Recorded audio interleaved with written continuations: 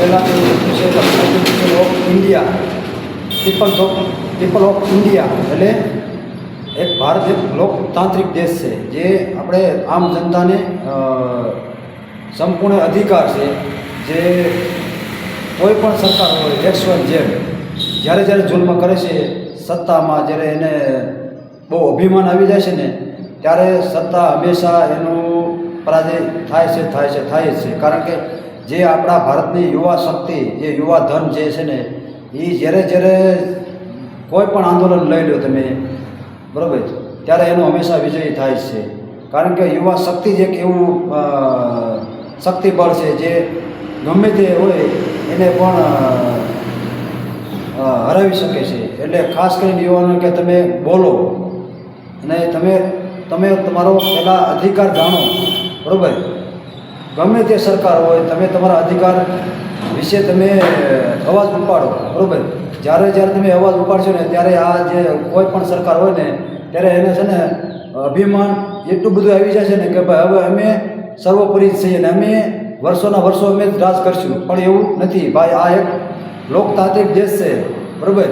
જ્યારે જુલ્મ વધી જાય છે ને ત્યારે હંમેશા યુવા શક્તિ જ બહાર આવે છે અને એ એક સાહસ આપે છે અને ગમે તે સરકાર હોય એને પરાજય નિશ્ચિત કરવો જ પડે છે.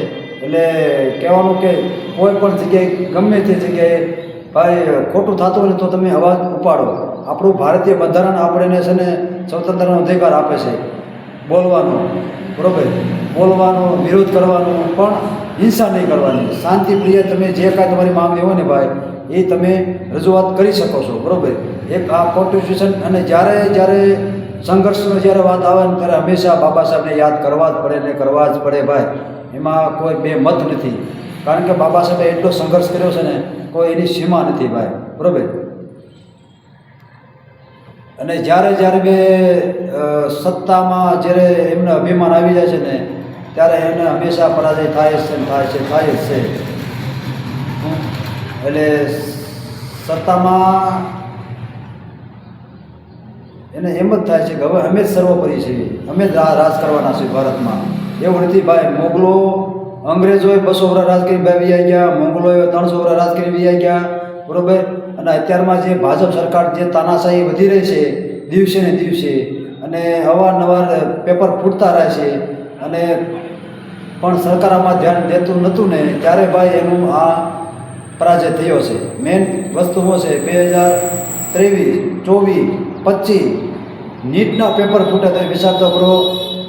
નેટના પેપર એટલે જે સામાન્ય જે વર્ગના જે માણસો હોય ને એના બબે વર્ષથી જે તૈયારી કરતા હોય સામાન્ય ગરીબ માણસોના બાળકો, તો એની હારે ઘોર અન્યાય થાય છે. એના અનુસંધાને આ જે યુવા શક્તિ જે બહાર આવી છે એને ભાઈ બિરદાવવા લાયક છે અને એને સલ્યુટ છે, દિલથી ભાઈ સલ્યુટ છે. કારણ કે આ એની યુવા શક્તિનો પરચો બતાવ્યો છે, બરાબર.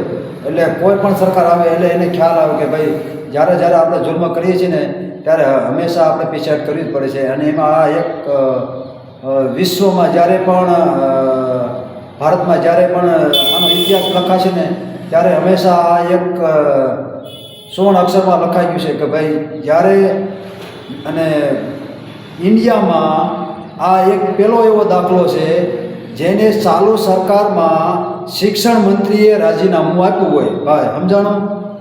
આ એક ઇતિહાસ બની ગયો છે ઇન્ડિયાનો. શું કે જે ચાલુ સરકારમાં હોય એને જે રાજીનામું આપ્યું હોય એ આ એક ઇતિહાસ બની જાય ભાઈ, બરાબર.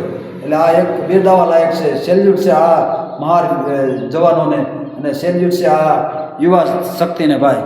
જય ભીમ, નો બુધાય.